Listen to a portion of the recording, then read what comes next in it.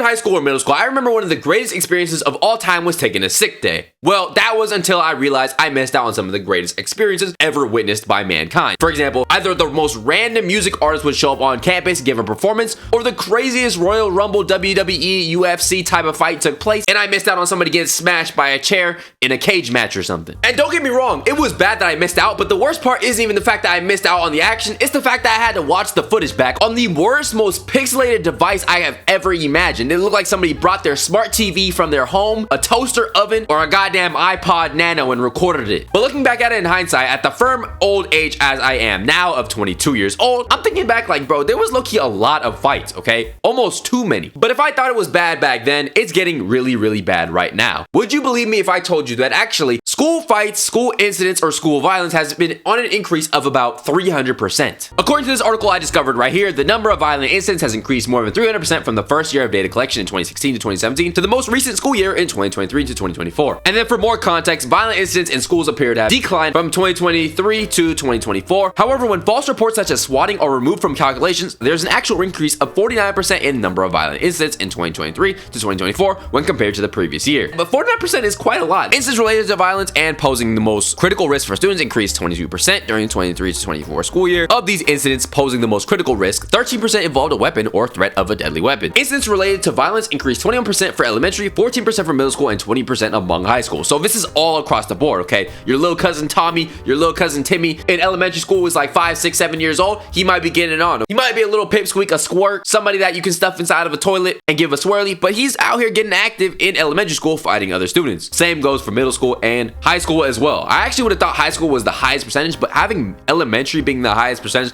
kind of makes sense a little bit because elementary school students probably deal with their emotions in the worst way possible and probably don't know how to self-regulate, especially if they have some lackluster millennial parents. I'm sorry. 11.6% increase in weapons were found on school grounds. 2,275 different weapon incidents were reported by the Washington's public-private schools. Other reports involved knives, daggers, or other weapons. Besides just looking at the statistics, of course, they're going to be extremely alarming, but usually when I see statistics, I always think, okay, is it just a stat? Is it something that we've experienced? Bro, there are entire compilations of school fights that I damn near see every single day, like school crash outs, whether that's the teacher crashing out on the students crashing out on the teachers, or the students fighting each other. There is always something going down. As a matter of fact, there are entire sections in Discords that are labeled school fights that showcase some of the chaotic events that happen within those walls that we know as school. As a matter of fact, I don't even have to go to very far on Discord. Literally in my very own Discord server. And immediately on site, another example.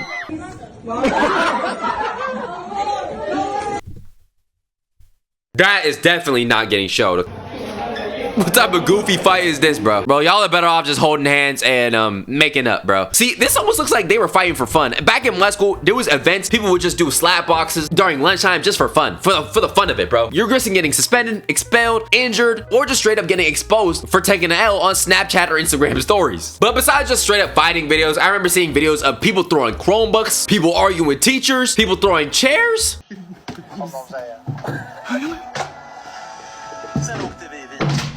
And other crazy violent behavior within those school walls. There still is a lot of bullying going on. Contrary to popular belief, sometimes I heard that people don't believe in bullying, or matter of fact, even worse, people are saying we need to bring back bullying. Like, no, we don't, bro. I'm about to show you a couple clips that really show and put bullying into perspective. Quaden was bullied almost every single day for being different, and it got so bad to the point where he doesn't want to live anymore.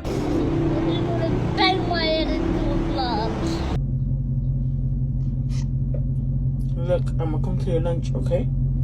I'm gonna come to your lunch. There are actually so many kids who genuinely fear going to school because they feel like they're risking their life and putting their safety on the line just because they're existing and being themselves among the classroom. You don't understand. If you look different, if you seem different, especially if you're special ed or you're on the spectrum, people will make fun of you for the way you laugh, the way you look, the way you talk, the way you act, the way you breathe. There is so much ableism going on within schools. And regarding more information or statistics around the concept of bullying, in case you thought that bullying might have died down or bullying is not as bad as it used to be, from July 2021 to December 2023, 34% of teenagers were bullied in the last 12 months. Rounding down, that's about 3 out of 10 students experiencing bullying. And if that's the case, how many kids are actually being the perpetrators of bullying? It's also important to note that if you were gay or you were transgender, you were much more likely to be bullied at 47%. White, non-Hispanic teenagers were more likely to be bullied compared to teenagers in other racial groups. Teenagers with disabilities, as I said before, 44%. 19% of students reported being bullied during the 2021 to 2022 school year. Among students who reported being bullied, 14% of males and 28% of females reported being bullied online or by text. So number one, first things first, I want to say this 19% is actually probably a lot higher, because you know how many people are actually getting bullied and don't want to report it because they don't want to seem soft or they don't want to get other people involved. Oftentimes when you're victim of really any type of harmful experience that feels like you're threatening your safety and potentially even putting yourself in more danger by reporting these bullies, because let's face it, bro, a lot of times when you do report a bully, what really happens? Do they get expelled? Do they get suspended? I don't know. They probably get a slap on the wrist, and then you won't see that same big obnoxious bully the next day in school, okay? He might take it out on you even worse, or she. And then another thing that's interesting is they reported being bullied online or by text. That's one thing I feel like is more of an issue within today's day, because you know we're in the digital age. I mean, nowadays it's very, very easy to just send somebody some slurs online, send somebody some hate, spam them, tell their friends to also spam them. Like, I imagine how cyberbullying has gotten really, really bad and out of hand, especially when a lot of kids are given unsupervised access to technology. I mean, kids are on TikTok, Discord, social media, anything you can think of, they're all there. They're watching the most crazy videos. I mean, back in the day, bro, the first person to show me adult content was a kid in middle school. The first person to show me a cartel video was also a kid in middle school. Brief admission, if you're enjoying the video so far, please make sure you subscribe to the channel. We're on the road to 200,000 subscribers. Also, make sure you go ahead and subscribe to the second channel right here. Hey, hello, we're dropping videos every single day. We're on the road to 100,000 here as well. And while I was doing research for this video, especially in the concept of bullying, one thing that really stood out to me is the fact that, okay, there are so many kids who report on bullying or who did get bullied, and we know about bullying. I mean, we all went through that time in school where we got some type of assembly that talked about bullying. But the truth is, teachers only intervene in about 14% of classroom bullying. That statistic shows right here, and says only 14% of playground episodes of bullying. School staff is generally unaware of the extent of bullying and victimization problems, even though much of bullying occurs on the playground, hallways, classrooms, locker rooms. I think kids who are bullies are also really good at, you know, hiding it or disguising it around other people, and then they'll go as soon as the freaking teacher doesn't look and then shove you in a locker. I mean, I'm gonna be honest, if you're getting shoved in a locker in 2025, I'm gonna look at you a little crazy. That's how bullying only happens in the goddamn movies. Real bullying looks a lot different, okay? Sometimes it's making fun of the way you dress, sometimes it's making fun of the way you have no money, which was, hey, that happened to me. I mean, if you ever had the experience of dropping your Android phone in the middle of class and your battery coming out, your screen cracking, and everybody in the class laughing at you, hey, I know exactly what that feels like. Some of y'all will never know the pain of coming to school with holes in your shoes, clothes, and being like, oh, this is just for the fashion, bro. It's not for the fashion. I'm getting hand-me-downs from my generations, uncles, cousins, brothers, mom, sisters, dad. A kid coming up to me back in the day telling me, give me your lunch money, hurts less than somebody coming up and clowning the fact that I had no money, bro. That is real bullying, I swear. Teachers are only able to accurately identify fewer than 1/2 of bullies identified by peers. Parents are often similarly unaware of the extent of bullying and victimization, and they do not discuss bullying with their children. The way people talk about bullying is a little bit outdated to an extent. Like, I'm telling you, bullying is not just pushing somebody. Hey, that's some nice books you got over there. Boom. Beat it, chump. People bully in all types of ways, whether that's online now, which is obviously very, very much impossible to catch if you're a teacher, and different altercations that happen in the natural flow of classroom or passing period between going class to class. Also, when kids are getting bullied, 9 times out of 10, I feel like they're not gonna come out and talk to a damn teacher, okay? I had a friend who was telling me, bro, I tried to talk to a teacher, and the teacher just looked at me crazy. My thought process, I'm like, bro, aren't these teachers supposed to be like mandated reporters? But it really feels like teachers don't really understand, bro, especially if they don't come from the same type of cloth as you. So odds are the children is gonna come out and talk to their parents, but a lot of times, you know, parents will dismiss it. The teachers always here to be I don't learn nothing. They don't feed us nothing at lunch. Why are you talking about these Always teachers be getting putting bullied. these teachers don't do nothing to you. If you're getting bullied, you need to go talk to somebody about it. You need to go talk to a psychiatrist or something about it. Don't come to me trying to come to me cry about somebody bullying you. Ain't no dropping out of school. Ain't no dropping out of school. You're gonna stay in school. You're gonna do what you gotta do. No, because I'm paying for the school, so you're gonna stay in the school. I don't care what you're going through. I don't care what you in there doing. What you in there doing? Nothing. When you leave my house, that's when you can move how you want to move. So then get out.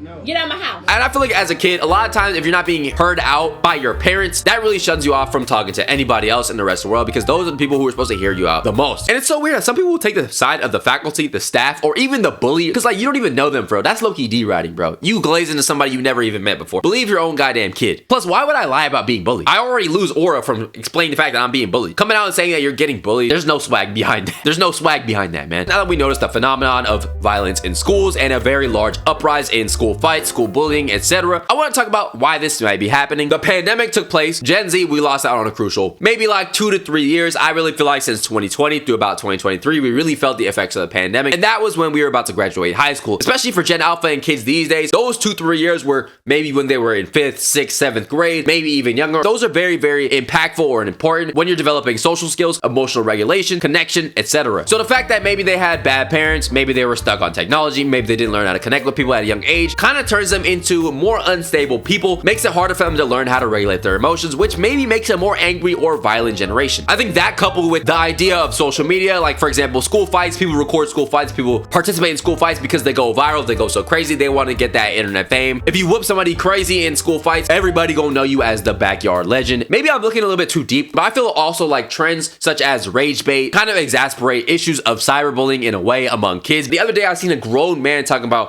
CP and saying, "Oh, chill, bro. It's just rage bait." Watch that little bitch.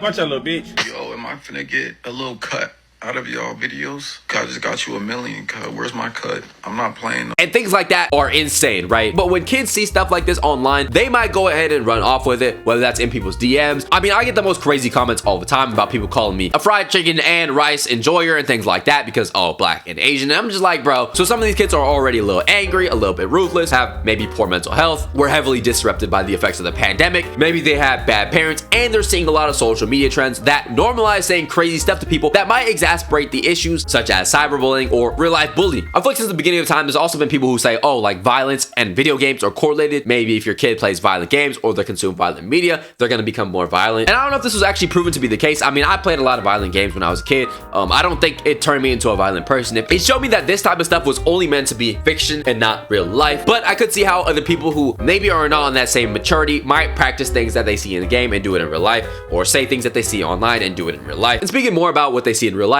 there is definitely things like, oh, community gun violence, maybe gang violence, domestic violence within households that cause kids to replicate that. Children who witness domestic violence in the home are significantly more likely, in some studies 5 to 10 times more likely, to be the victim of intimate partner violence in their adult relationships or the perpetrator of violence in their adult relationships.